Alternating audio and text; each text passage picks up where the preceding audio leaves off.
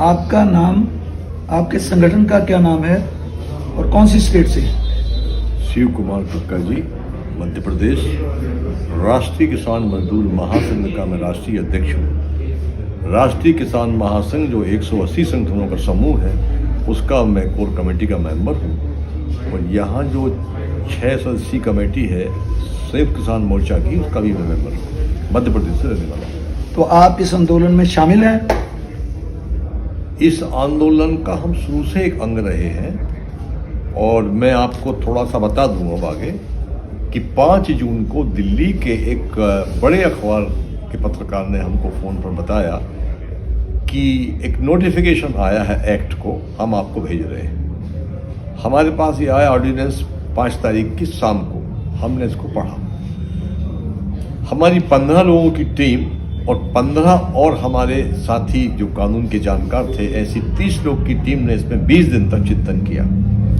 और 20 दिन चिंतन करने के बाद ये लगा कि ये 3 अध्यादेश नहीं है, किसान की डेथ वारंट है, ये मौत के फरमान है। उसके बाद हमने 25 तारीख को प्रधानमंत्री को 5वां पत्र लिखा। 4 पत्र पहले लिखे थे जिसका जवाब भी आया था, इसका कोई जवाब नहीं आया। इसी के आसपास फिर हमने देश के तमाम संगठनों को लिखा, पंजाब भी लिखा, हरियाणा भी लिखा और अन्य राज्यों के लोगों को भी लिखा। पर हमारे सामने सबसे बड़ा संकट ये था कि हमको समझने में जब इसको 20 दिन लग गए, जिनको 50 साल किसान की लड़ाई लड़ते हो गया, मैं खुद वकील भी रहा हूँ, तो ये हमारा जो किसान भोला भाला है, जो शिक्षित ज़्यादा नहीं है, वो इसको कैसे समझेगा। ये हमारे लिए एक बड़ी तकलीफ का विषय भी था, एक बड़ा चुनौती भी थी। हम लोगों ने पर्चे छपवाए और मध्य प्रदेश में 1 माह तक हमने 28 टोलियों को निकाला, 28 वाहनों में, और गांव-गांव में पर्चों को बांटा कि ये 3 अध्यादेश नहीं, आपकी मौत के फरमान है। और ये 50 पेज को हमने 4 पेज में समेटा। उसको 50 पेज का पूरा एक्ट, इसको हमने 4 पेज में लिया और 4 पेज में लेके मध्य प्रदेश में पहला काम यात्रा आई, किसान जागरण यात्रा, इसका नाम दिया कि किसान इससे जागेगा। पंजाब ने इसको बहुत जल्दी समझा और पंजाब हमारे देश का सिरमौर है।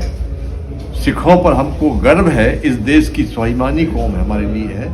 उसने हमेशा देश के लिए पथ प्रदर्शक का काम किया है और राष्ट्र की रक्षा में शौर्य से लेकर वीरता के अनेक एग्जाम्पल, उदाहरण हमारे इतिहास में दिए हैं। उन लोगों ने इसको, जमींदार समाज को, किसान समाज को, की लड़ाई को अपने हाथों में लिया और उनकी लड़ाई को देखकर धीरे धीरे देश की अन्य राज्यों में ये बात फैलने लगी कि 3 काले कानून क्या है।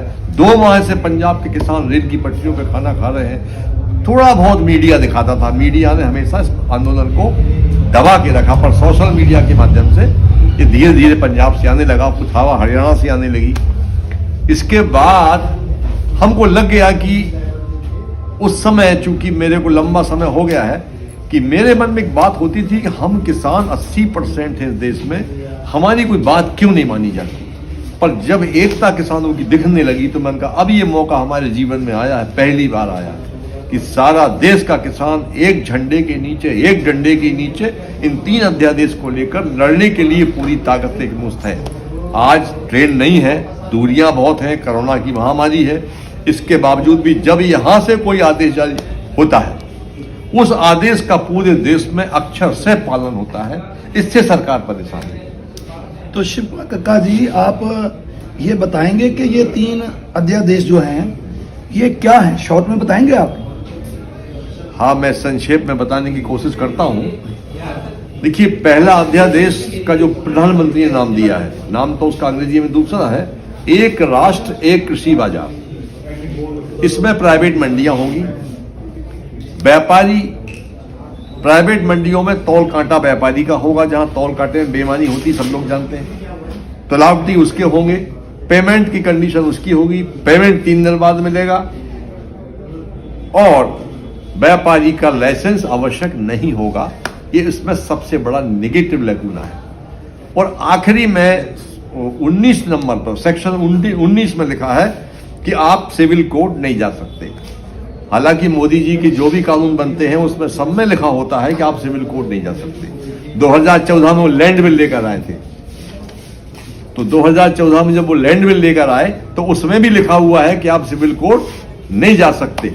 यानी भारत में अंग्रेजों ने भी ऐसा कानून नहीं बनाया कि हमको न्यायालय जाने से रोका जा सके, पर मोदी जी के हर कानून में अनिवार्यता होती। दूसरा कानून है उनका आवश्यक वस्तु अधिनियम का। आवश्यक वस्तु अधिनियम में ये विषय आता है कि कोई भी व्यापारी कितना भी माल जमा कर सकेगा, चाहे वो कोल्ड स्टोरेज हो, चाहे ओनियन का स्टोरेज हो, चाहे अनाज की गोदाम में हो, जमा करेगा। अब मान लीजिए 5 रुपए किलो आलू, यहाँ लोगों को थोड़ा कंफ्यूजन होता है, इसलिए मैं क्लियर कर रहा हूँ।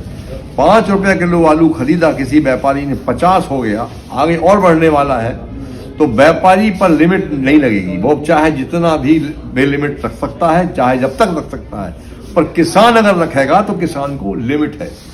तो मतलब ये कानून जो आवश्यक वस्तु अधिनियम है, ये व्यापारी के लिए है, किसान के लिए नहीं है। उससे बढ़े हुए दाम का फायदा किसान को नहीं मिलेगा, पर व्यापारी को मिलेगा। उसमें सबसे बड़ा दिक्कत ये है, उसमें और भी कुछ समस्या है, पर ये दिक्कत ज्यादा है। इसके बाद में आता है कॉन्ट्रैक्ट फार्मिंग। उसमें यह कि कोई कंपनी यदि आपके जमीन पर कोई स्ट्रक्चर खड़ा करती है, कोई मॉल बनाती है, या कोई गोडाउन बनाती है, या कोई मकान बनाती है, और अगर वो उसको छोड़ के जाती है, तो ये बैंक के नियम में जो जिस जमीन पर वो खड़ा होगा ढांचा, वो भी मॉर्टगेज जमीन होती है। और अगर वो उसको छोड़ के जाती है तो उसकी जमीन पर वो लोन की जवाबदारी उस जमीन की होगी, यानी उस किसान की होगी। इसी प्रकार से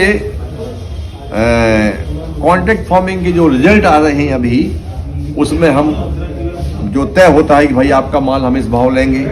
कई जगह ऐसी घटनाएं घट रही हैं कि वो उस भाव में माल नहीं ले रहे, पेमेंट नहीं कर रहे। अगर रेट गिर गया तो व्यापारी हाथ खड़े कर देता है। तो कोई फास्ट एक्शन का कोई कोड भी इनके पास में नहीं है। एसडीएम कोर्ट में पहली अपील है, दूसरी अपील कलेक्टर के यहाँ है। तो ये दोनों सरकारी दबाव में काम करते हैं, इनकी कोई बहुत ज्यादा विचारों की हैसियत नहीं होती है। विधायक, सांसद, मंत्री जो कहेंगे उनके हिसाब से फैसले करते हैं। हम मध्य प्रदेश को ले केवल एक बात बता रहा हूं कि ई अनुज्ञा एक पोर्टल है, हमारे दर्शक उसको देख लें, मध्य प्रदेश का है।